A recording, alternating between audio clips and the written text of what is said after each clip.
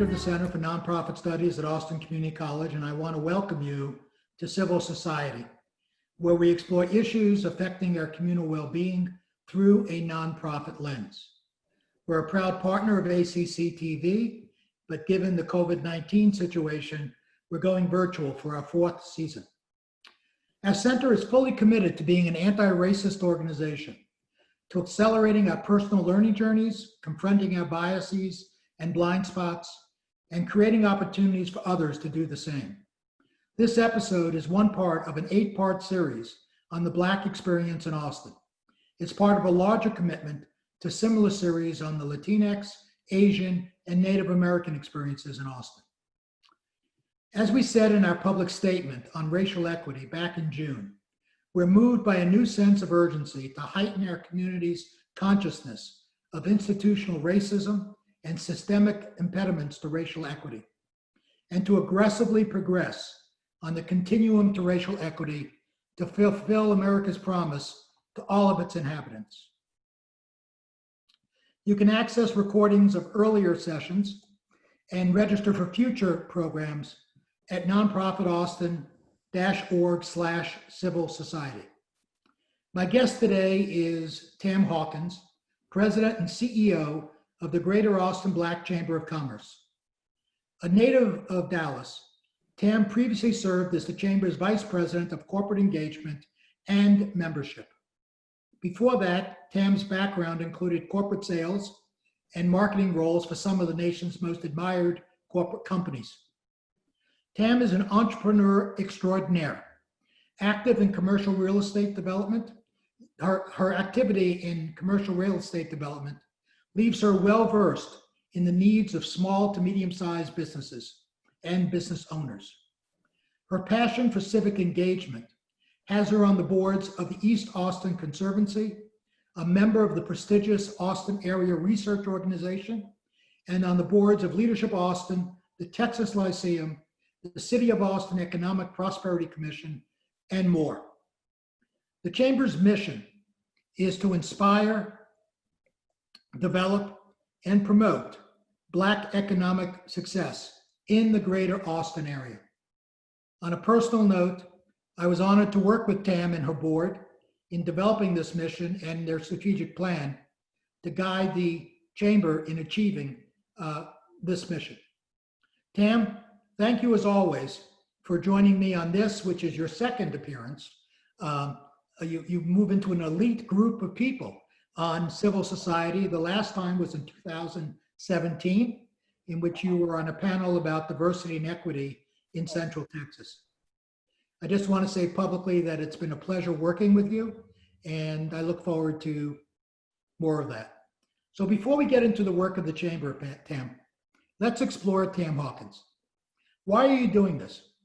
What led you to become the head of the Black Chamber?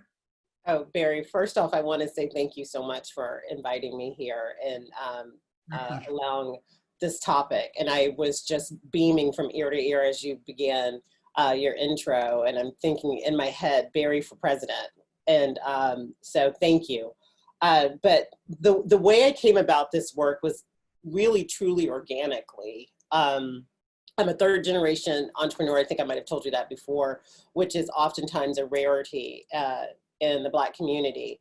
I wish I could say that it's a legacy business that I'm involved in.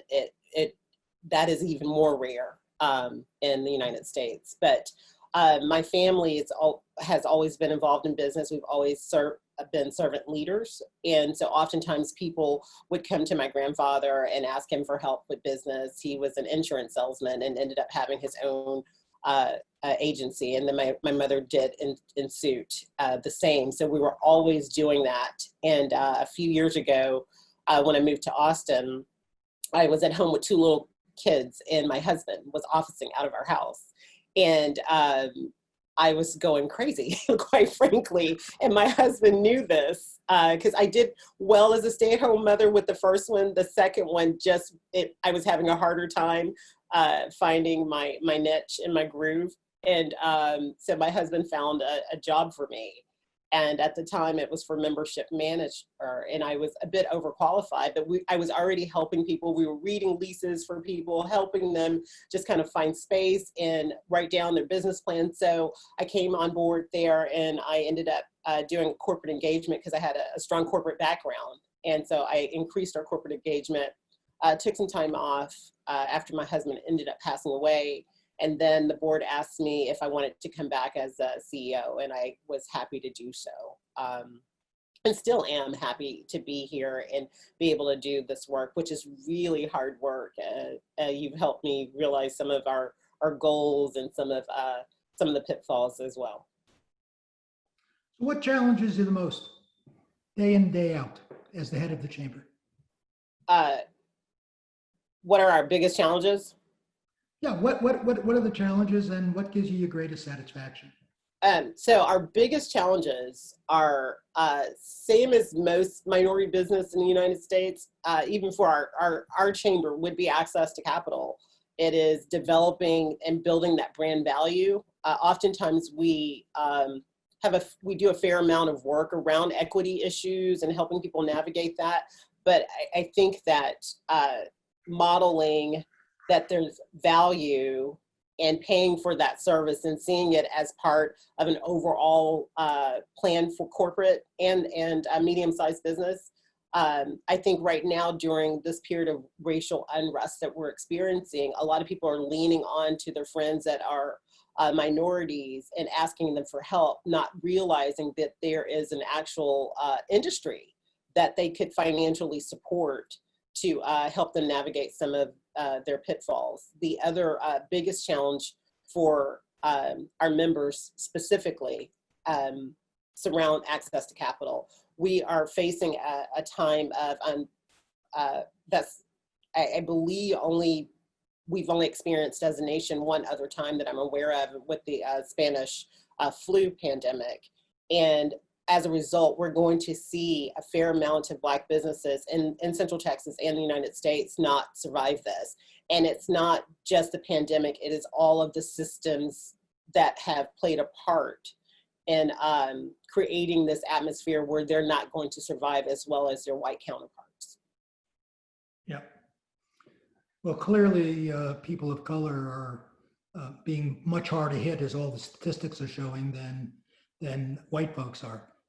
And I think that has to be highlighted. But I want to go back to what you said about and I'll just project, the chamber is about investing in Black businesses. Yes. It's not about charity. And yes. I think that's really important to highlight, because a lot of people are responding to the current environment by looking for charitable ventures. So how could I or one of the viewers who is interested in supporting investment? So the biggest and the easiest one is a little more difficult because, again, we're in a pandemic. So I know that's a bit more precarious, but the best way to invest in any business is to support them financially. If they have a product that you desire, go buy it. I think what happens is we fall into just habits, especially as businesses. I'm talking B2B sales. We fall into habits of, well, we've always used that vendor and we've got a great working relationship, which I don't wish to disrupt that. But I want for people to understand that there's variety in spending. Even at our own chamber, we cycle where we spend to make certain that we are spreading our dollar as evenly as we can, and to make certain that we're highlighting other businesses so others know about them as well. I think that's one way. I think that, people being charitable is not in and of itself a bad thing. I just think that there are other opportunities to purchase some of their services. So if I was interested, where would I find a list of Black businesses? So businesses, I should say. We have a healthy list, and we've seen our list circulate over the years, oftentimes divorced from us. So we're trying to come up with creative ways to show that we've done, because it takes a fair amount of work to create these lists, because you're digging and figuring over. And so austinbcc.org is our website, and there's a healthy directory. We've also realized that that we need to spread that directory and widen it. So we have and made certain that we've curated industry lists. Right now, a lot of people are in mental health crisis because of the pandemic and the isolation that they feel and the uncertainty, anxiety. So we created a healthy list. A lot of people don't know we have at least 60 to 90 or more practitioners that are African-American descent in Austin, in the Central Texas region. And you literally could find, I made a joke once that you could find a practitioner that is more Mother Earth and, you know, no shoes, incense burning, to one that's more corporate. Like, and I believe that in most business industry aspects for the Black community, that you really have a variety, just take your pick. And so we'd find that up on the chamber website? Yes, at austinbcc.org. So what else does, I mean, give you a chance to talk about what the chamber does. So what does the chamber do? I know you're totally unprepared for this question. So what does the chamber do to promote Black economic success? And you've already indicated some of what they're doing to what you're doing to deal with the current crisis. But So, first, maybe more specific currently. Yes, so initially, like a lot of organizations, we had to pivot as well. So we went into building a guidebook to kind of help people go through recovery. So we listed a lot of resources for people, ways to think about their business. We also do webinar series on how to pivot their business. What ways are they looking to become more lean? We always advocated for these things, but now it's even more vital than ever. And making certain that they can cut costs where they can. And what we did find, Barry, I'm so excited to tell you, and I'm in awe of it and inspired my own self, is how resilient these entrepreneurs were and how creative and innovative they were. And their synergy and talking with each other in those webinars and building was just so incredible. And I'm amazed by that. And also, we have not relinquished our advocacy. Just recently, we were helpful. The Austin Chamber, the Greater Austin Chamber, was leading the effort on recruiting Tesla. And I'm excited to say that they are actually moving here. And that's so vital. And for us, the reason why we could support that effort and help was because of where they actually were building and the community in which that they chose to build and how they will hopefully be impacted in a positive way. Mm-hmm.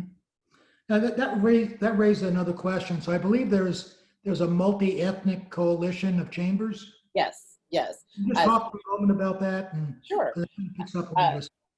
Our acronym is called MECA, and it's the Multi-Ethnic Chamber Alliance is what it stands for. And it is the Black Chamber, the Hispanic Chamber, the LGBT Chamber, Q Chamber, I'm sorry, and then the Asian chambers combined. And we often work well with the Greater Austin Chamber. Austin is really, I believe, lucky because we are the only consortium of its kind that works as the way that we do. Other cities do this as well, but I think we really do a team effort. So it's a lot of working hands together moving a project. So someone may be the lead, but rest assured that other organizations were brought in and they weighed in on it too. So you talked a little bit about from the shoeless, long-haired, incense-burning entrepreneur to the one who's sitting in a stuffy suit. Not that I'm showing my preferences. Can you paint a broad picture of what does the picture of Black businesses look like in Austin? Oh, so Austin, according to our last report on the economic census, actually does really well for Black business in the retail sectors, trade sectors. We out-earn other Texas cities 3-1. We are looking for the new report. It is very, there's a slow process for the results of the economic census to be rolled out. So I'm hoping that those numbers still are sticking. I do suspect that we will see shrinkage in revenue growth for Black women-owned businesses, although they're one of the fastest growing segments. I think the revenue sales, we're going to see that shrink. That should alarm all of us, and not just the Black Chamber. And what that means is that we are having Black women-owned businesses that are entering the marketplace at a record pace, but they're not seeing revenue dollars that match that in growth.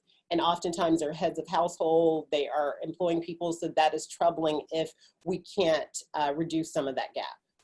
I also think that we will see some more innovation due to the pandemic. I think, the bad thing is that we're in a pandemic. The good thing is we have a lot of opportunity for new growth and new businesses. And so I think we'll see some innovation out of that as well.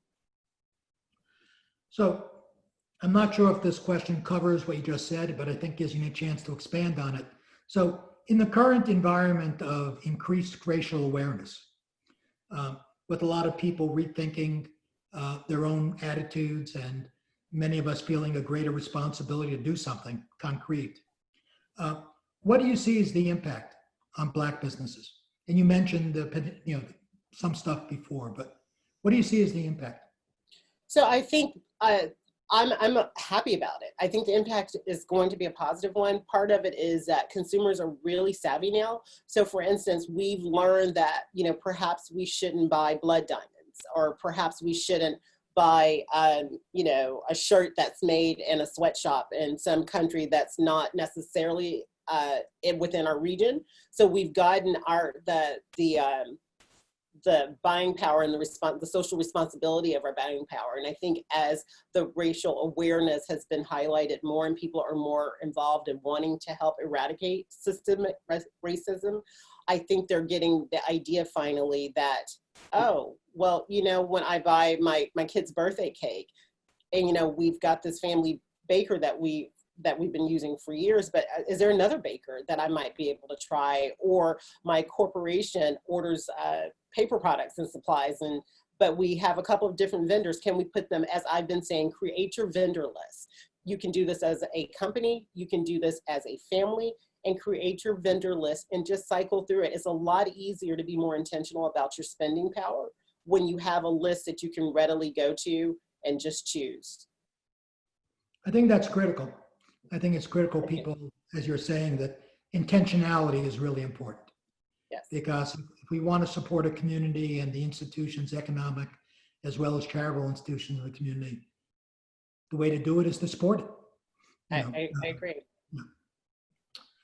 So what do you see happening as part of, in general, as part of the renewed interest and focus on racial inequity, lack of social justice, and the awareness of the tremendous divide that exists not only in the United States, but Austin is often referred to as a community with a great divide between the rich, the poor, and so forth. What do you see happening as a result? Go ahead. I'm hopeful, and it wouldn't be completely honest if I didn't say that I was also reserved and a little nervous, because if you look at our nation's history, and this is not although it's a new in terms of age, like it's actually 2020 in the year, we've had these periods historically. And the one that always pops out in my mind right now, and I've been really going over it and studying it lately, is the period of the United States after Reconstruction, and the tremendous strides that African Americans made after Reconstruction in terms of the legislature and the bills that were passed. And a lot of people don't realize that we've gotten our Southern public school educational system was passed by bills that were supported by Black congressmen. And so what I'm hoping happens is that we'll have some sustainable legal protocol and action and laws, quite frankly, that can help dismantle this.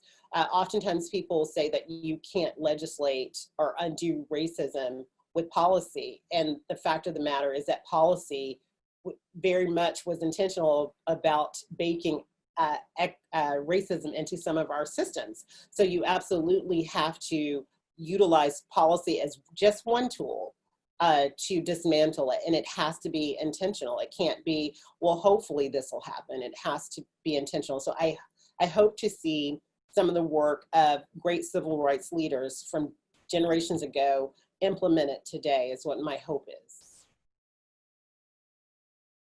Thank you. And so just a little bit of a switch in questions, but I would love to know what you would say to your younger self about your future.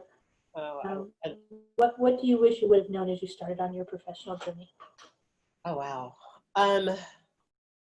That's a really good question. I wish my younger self would have allowed me a lot more grace than I gave myself as I was going and growing through my corporate and my career experience. I wish I had known that there were so many people willing to help me on my journey. And I think I did know that, but I don't know if I focused my energy and my attention to that as much as I should have. I think I let the one person who was negative, I think I spent way too much time dealing with that. And I still struggle with that sometimes, even today.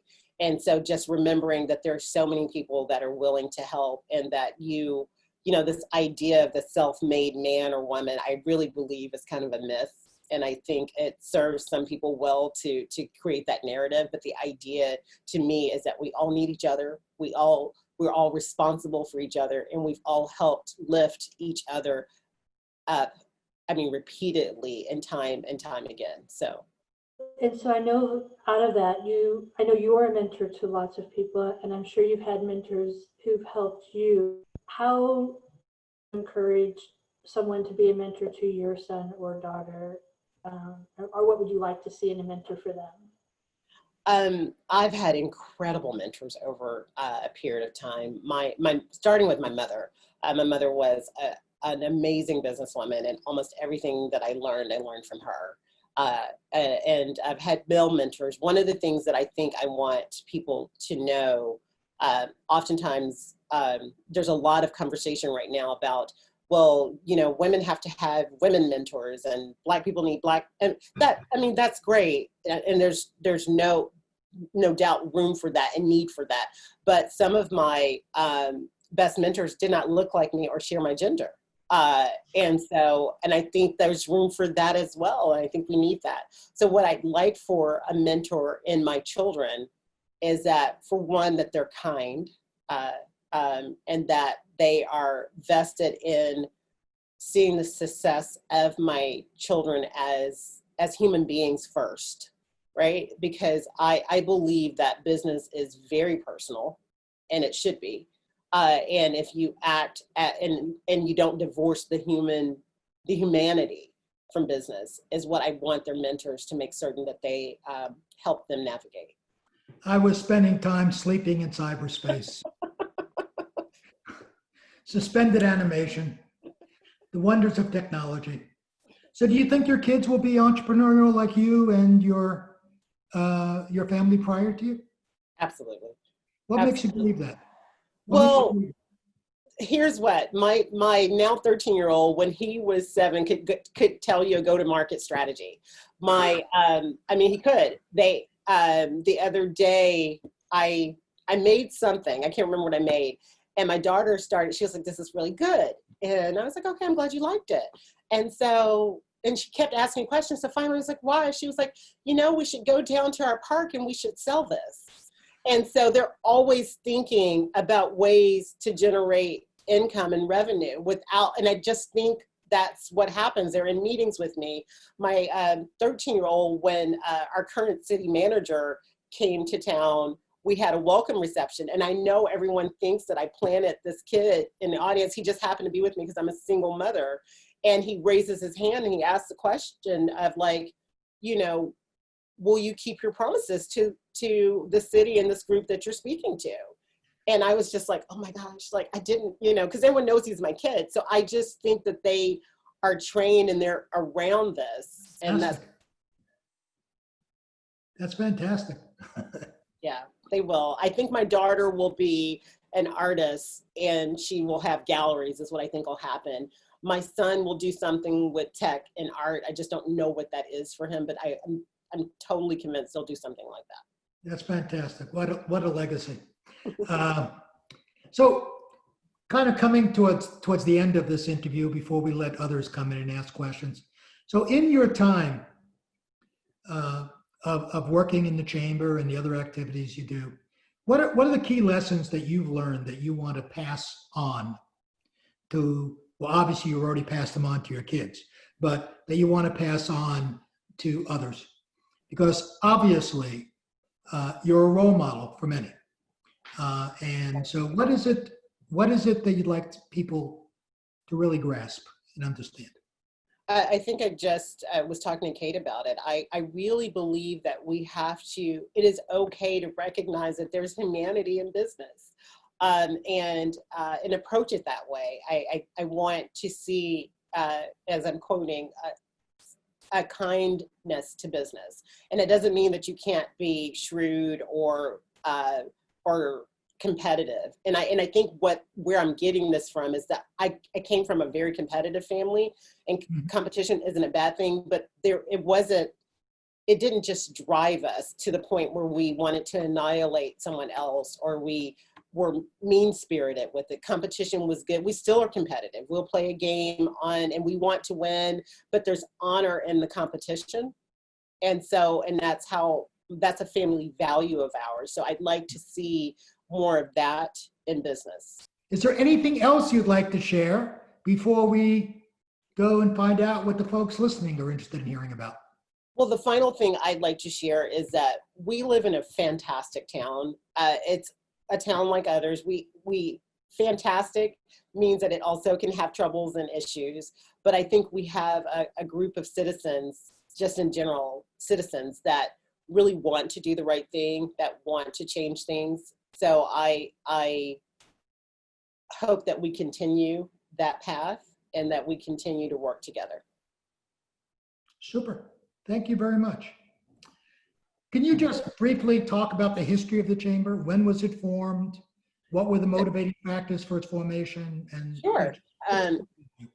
So we were founded in 1982 by a collective of Black men and Black women business owners who decided that they really wanted a seat at the table. In our inception, we were really based in tourism for Austin. And so you saw this boom in terms of demographics, and Black people really still lived in the center of Austin at that time. And a lot of those founders were entrepreneurs themselves, and they just wanted to make certain that they had a voice collectively and that they could go work with their elected officials to make certain that causes for Black business and causes for the culture of Blacks in Austin was also being listened to. Our chamber, and some of the others as well, but we have a lot of the civil rights movement was also part of an economic movement as well. So we still have a lot of that that is in our social justice framework. So that's also kind of a little bit more nuanced and unique to our chamber because a lot of our history is rooted in that. So when a Black Lives Matter comes around, we are a part of an ecosystem and a voice that is present as well. Okay. I don't think we have any questions yet, so you're stuck with my questions. I think they think you're so talented and so good. I don't think so. I think they're afraid. There's one I see in the chat. I think they're afraid of you. There's one in the chat. I see it. There is one in the chat. So how has business environment for Black businesses in Austin, is it evolved in recent years? I'm thinking about pre-COVID, since the impact of COVID is still evolving. So Black businesses evolved over in Austin in several different ways. One, from a geographic perspective, as the rising costs of Austin have continued, you've seen a little bit of flight in terms of geographic location. So you're seeing them located in and still part of Travis County and Pflugerville, but you're definitely seeing a lot more in Williamson County. That's one way that it's evolved. Another way is I talked about how in our inception, we were really heavily focused on tourism, and the businesses were a result of that. You've seen as we are Silicon Hills, you've seen a tech spike for Black business here in Austin as well. Pre-COVID, again, we were seeing some good trajectory. I do suspect, again, that we will see a fair amount of businesses not be able to survive the pandemic. And we will also see, as I said earlier, you'll see some ones that are innovative because of the needs and opportunity that has arisen out of the pandemic as well. I think I know your answer, but I'd like to hear you talk about the current racial and social justice movement and consciousness that's developing in our country, the removal of Confederate monuments, things along those lines, people speaking out about the divisions and inequities in our society. Do you think this is different do you think it's going to sustain itself? Is it different than what's happened in the past? Or do you think this is a new page, a new awakening? I think that, I think I'm hopeful, you know, and I mentioned, I think you had dropped off the call. I've been thinking a lot about Reconstruction in that period. And looking to see what failed, quite frankly. And when we had a huge amount of success during that period, and I think a lot of Americans, Black Americans, were hopeful then. And then we see this recoil with all of these laws, starting with Jim Crow and just continuing on and on. And I still think we have a fair amount of that right now in present day. And I think we have to be vigilant about making certain that we have policies that match these hopeful goals right now in this period of awakening. And we have to have accountability for what we wish to see. So I believe marching and a voice to those that are oftentimes voiceless is amazing and powerful, but I think we have to have policy that matches that, and we have to have continued change of heart status to match that policy change as well. So short, I know that was a long answer. No, not at all. But I just think that it is a little different in terms of, I think the youth have been really involved, and we're seeing what in my conversations, I've heard my white counterparts say that the responsibility isn't mine alone. And I don't remember hearing that before and historically. Mm-hmm. And even when I think of abolitionists and you look at the that period of time, and you look at quotes from Frederick Douglass, and that it was totally possible for someone to believe in the abolishment of slavery, but also hate the enslaved person. So I think we're seeing a little bit of difference, or at least I'm hopeful that we're seeing that differently now. There's a question in the chat. Starts off with an apology. If you've already addressed this question, which I'll extend for myself since I was absent for a little while. What would you say are the biggest challenges for minority chambers? And I'm going to approach that question, or how I understand that question, is for the chambers themselves. And then I'll okay, good. And so I would go back to, it's the one of generating the revenue and the value that we bring. And I'll give you a very specific point. I had and I'm not going to name the business. I had a corporate business that wanted to buy a membership. So of course, that's what we do, and that's how we generate income. Well, for $1,000, they sent me a list of about 19 deliverables for that $1,000. In essence, I would have to pay them for them to join my chamber. There are hard costs that are associated with completing those deliverables.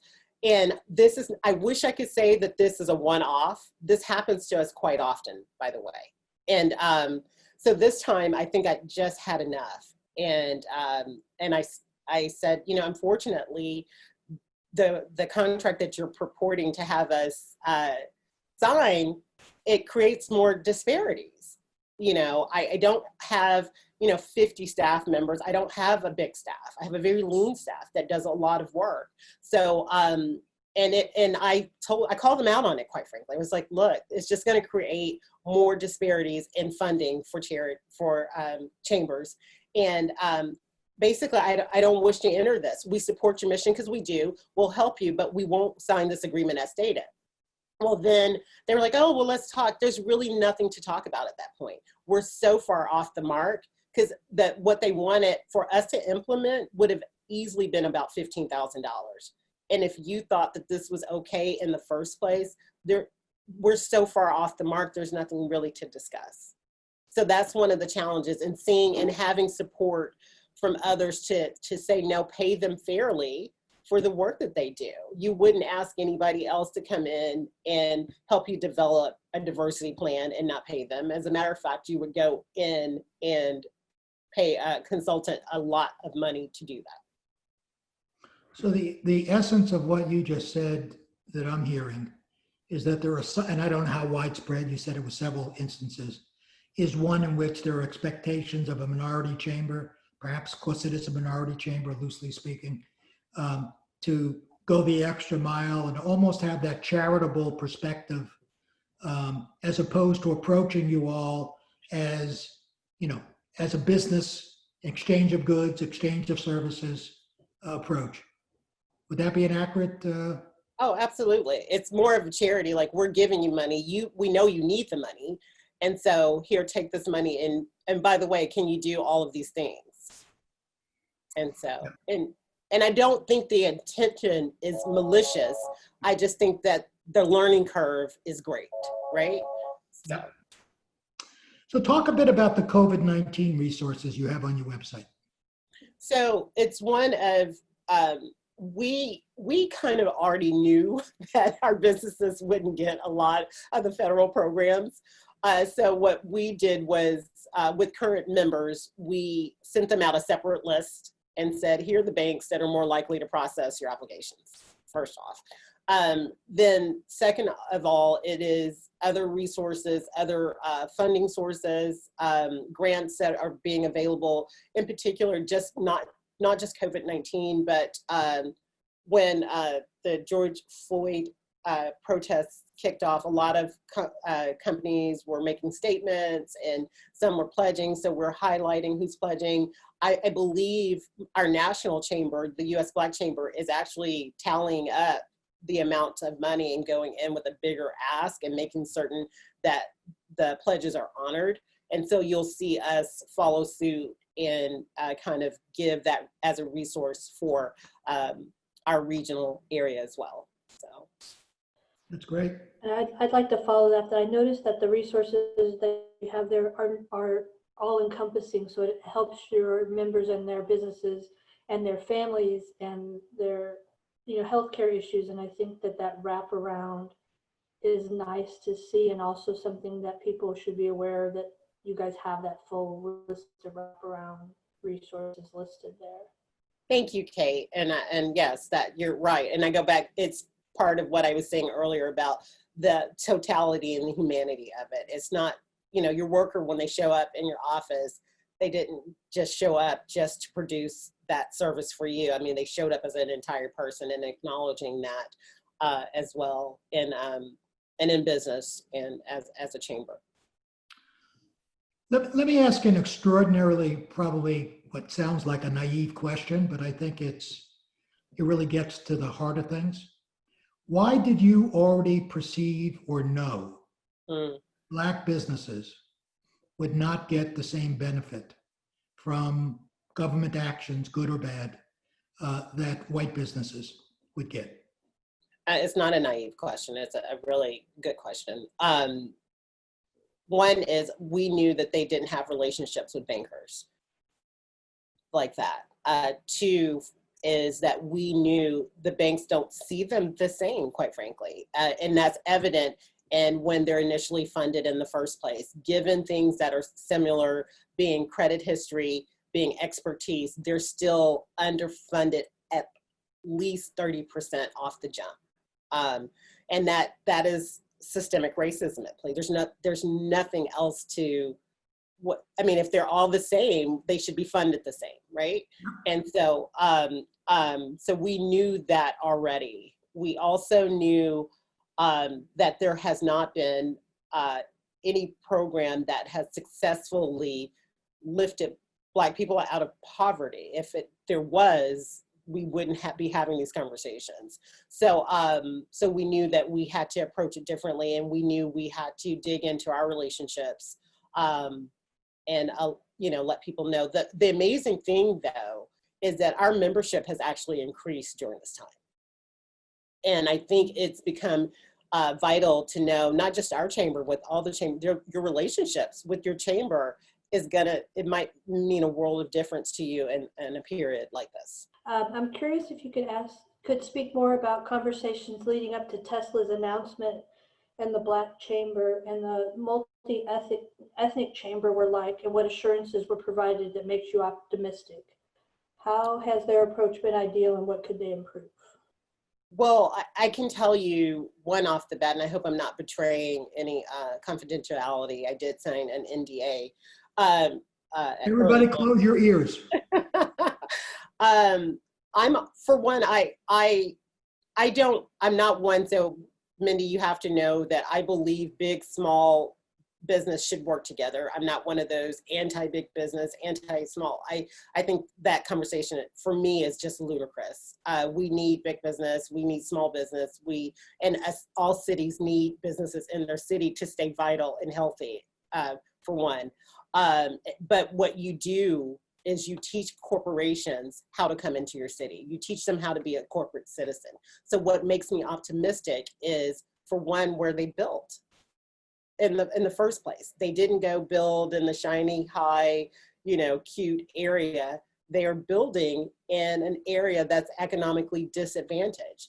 The options for jobs are middle skills jobs, and they have jobs and programs that are for people right out of high school. They are working with the Del Valley ISD and the ISDs around the area to make certain that we have kids that exit high school that are ready to get these really good paying jobs, and they're able to go to work immediately. What also makes me optimistic is because, oftentimes we were in these recruiting calls, Mindy, and, as an ethnic chamber, they always want to sell us like, oh, we have good jobs. Well, we're actually in the business of building entrepreneurs. So what I want to know is, do you have ability for contract options for these minority businesses that they can give to their kids, and they can build intergenerational wealth? So I did not let them slide on that. I asked them about that point blank, and they ended up rolling out their leadership team to me and to my colleagues. And we hammered them over that. So that's why I'm optimistic. And then finally, we've done this before with other companies that I won't mention by name, but I have a call with them today to talk about the program set for those minority contractors. So that's what makes me more hopeful. And I'm saying it publicly because I also need your help in keeping them accountable. So you said you do these things. So 5 years from now, did they do those things? What's happened? And I'm also hopeful, finally, that some of the amenities that area has needed for a really long time, I know they're going to get it, because that big corporation is right down the street, and their employees are going to need a place to go to the grocery store.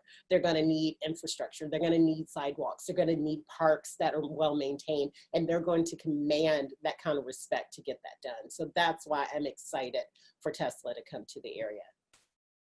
Fantastic. When you mentioned before about the National Group on Black Chambers, trying to hold people's feet to the fire, so to speak, who are making all these commitments. What is the experience right now? Are after the grand announcements, are these corporations and foundations or whatever, Are they really following through? So what we've seen is some people, some social justice organizations getting some really big checks. I go back to, I don't know if we as chambers have done a great job into letting them also know that chambers actually, move the needle on supporting small business. So letting them know that some of that cash flow should be directed that way so we can help support that ecosystem of business and economics, right? And so I'm hopeful that the might of the larger chamber can kind of lean in and get them to connect those dots. I see all of small business, let me be clear, as super patriotic in the engine that runs the United States. And so an ethnic business is just a component of that. And so I'd like to see those corporations really understand that dynamic and kind of, quite frankly, put their money where their mouth is. With that, I want to thank you, Thank you. For taking the time to be with us. You have a fascinating job, and as I think you know from our conversations, I think you're a fascinating person. So, so thank you for being with us. For our viewers, thank you for watching and participating in civil society.